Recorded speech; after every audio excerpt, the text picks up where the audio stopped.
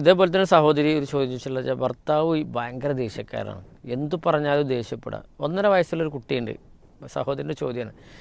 പക്ഷേ ഇവർ എന്തെങ്കിലും പ്രശ്നം ഉണ്ടായിക്കഴിഞ്ഞാൽ അവളെ വാപ്പാനെ ചീത്ത പറയാം, ഉമ്മാനെ ചീത്ത പറയാം, ഇവിടെ നിൽക്കണ്ട ഇറങ്ങിപ്പോയിക്കോ എന്നൊക്കെ പലപ്പോഴും പറയാം. അപ്പോൾ ഇത് ഭർത്താവല്ലേ, അങ്ങനെയൊക്കെ പറഞ്ഞാലും ഞാൻ പിന്നെ അങ്ങനെ അഡ്ജസ്റ്റ് ചെയ്ത് നിൽക്കും. പക്ഷെ ഇത് വല്ലാതെ പറയുമ്പോൾ ഞാൻ എന്ത് വേണം, നിൽക്കണോ അതോ പോകണോ എന്നാണ് ചോദ്യം. എന്തായാലും ഇങ്ങനത്തെ ചോദ്യങ്ങളൊക്കെ വരുമ്പോൾ എന്താണെന്ന് വെച്ചാൽ, എന്തുകൊണ്ടാണ് ഇയാൾ ഇങ്ങനെ പറഞ്ഞുകൊണ്ടിരിക്കുന്നത്, ഈ പ്രശ്നത്തിൻ്റെ കാരണം എന്താണെന്ന് നമ്മൾ പരിശോധിക്കണം. അതായത് ഇവരുടെ ഭാഗത്തു നിന്നുള്ള എന്തെങ്കിലും പെരുമാറ്റങ്ങളുടെ കാരണം കൊണ്ടാണ് ഇയാളിങ്ങനെ പറയണതെങ്കിൽ ആ പെരുമാറ്റങ്ങളിൽ മാറ്റം വരുത്തിയാൽ അത് മാറും. അതല്ലെങ്കിൽ ഒരു മതബോധമോ ദീനീ വിദ്യാഭ്യാസമൊന്നും ഇല്ലാത്തതിൻ്റെ പേരിൽ അയാൾ ചെയ്യുന്ന അറിവില്ലാത്തൊരു പ്രവൃത്തിയാണെങ്കിൽ ആ ബോധമുണ്ടായാൽ അയാൾ മാറും.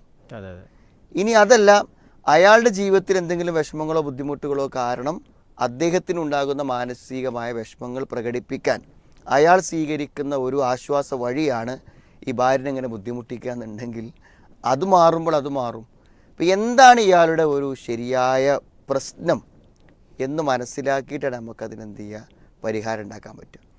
രണ്ടാമത്തെ വശം എന്താ വെച്ചാൽ, മിക്കവാറും ഈ സ്ത്രീകൾ ഇങ്ങനത്തെ കാര്യങ്ങൾ പറയുമ്പോൾ നമ്മൾ മനസ്സിലാക്കുന്നത്, ഇങ്ങനെയൊക്കെ ആയിട്ടും ഇവരെന്തിവിടെ നിന്ന് പോകണത്, ഒരു ഭർത്താവിനെ കൊണ്ട് കിട്ടുന്ന ഗുണമൊന്നും ഇല്ല എന്ന് മാത്രമല്ല, എന്നാൽ ജീവിക്കാൻ അനുവദിക്കാത്ത രൂപത്തിലുള്ള പെരുമാറ്റങ്ങളും കൂടി ആയിട്ടും എന്തുകൊണ്ട് അവിടെ വരെ നിന്ന് പോകുന്നു, ഇതാണ് അടിസ്ഥാന വിഷയം.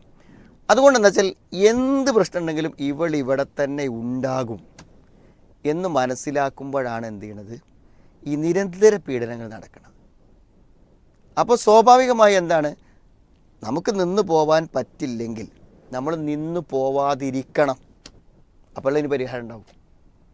നിന്ന് പോകാൻ പറ്റാത്ത ചുറ്റുപാടുകളിലും നമ്മൾ എങ്ങനെയെങ്കിലും നിൽക്കാൻ തീരുമാനിച്ചാൽ അവരെന്താ മനസ്സിലാക്കുക, എന്ത് ചെയ്താലും ഇവളിവിടെ ഉണ്ടാകും എന്ന് മനസ്സിലാക്കും. അപ്പോൾ പിന്നെ ഇറങ്ങിപ്പോകാൻ പറച്ചിലും നിൽക്കണ്ടെന്ന് പറച്ചിലും, നീ പോയാൽ എനിക്കൊരു പ്രശ്നമില്ല എന്ന് പറച്ചിലും, നീ എന്തിനാ അവിടെ നിൽക്കണം, ഈ ചോദ്യങ്ങൾ വല്ലാതെ കൂടും.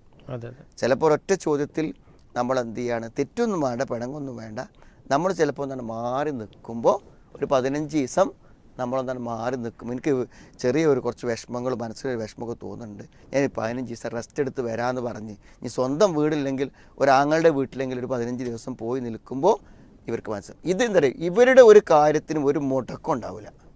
ഈ ചീത്ത പറഞ്ഞാലും പുറത്താക്കിയാലും ഒക്കെ അവിടെ എല്ലാ കാര്യവും വൃത്തിയായി നടക്കും. ഇവർക്ക് എവിടേക്കും പോകാനുമില്ല. ഇങ്ങനെ കുടുങ്ങിക്കിടക്കുന്ന ധാരാളം സഹോദരിമാരുണ്ട്. അവരൊക്കെ എന്താണെന്ന് വിചാരിച്ചാൽ, അവരില്ലെങ്കിലും എനിക്ക് ജീവിക്കാൻ കഴിയും എന്നൊരു ആത്മവിശ്വാസം മനസ്സിലുണ്ടാകുമ്പോഴാണ് അതുണ്ടാവുക. അപ്പോൾ ഇദ്ദേഹം എന്തുകൊണ്ട് പെരുമാറുന്നു എന്ന കാരണം കണ്ടുപിടിച്ച് അത് ചികിത്സിക്കുക. അതല്ലെങ്കിൽ എന്താണ്, ഒരു നിലക്കും ജീവിച്ച് മുന്നോട്ട് പോകാൻ പറ്റാത്ത അവസ്ഥയാണെങ്കിൽ അങ്ങനത്തെ സാഹചര്യം വരുമ്പോൾ നമ്മൾ ഉണ്ടാവില്ല എന്നവർക്ക് തോന്നാവുന്ന ഒരു തോന്നൽ അവർക്ക് ഉണ്ടാക്കാൻ കഴിഞ്ഞാൽ ഒരു വിധമൊക്കെ പരിഹാരമാകും. തീർച്ചയായിട്ടും അള്ളാഹു അവർക്ക് എളുപ്പമാക്കി കൊടുക്കട്ടെ.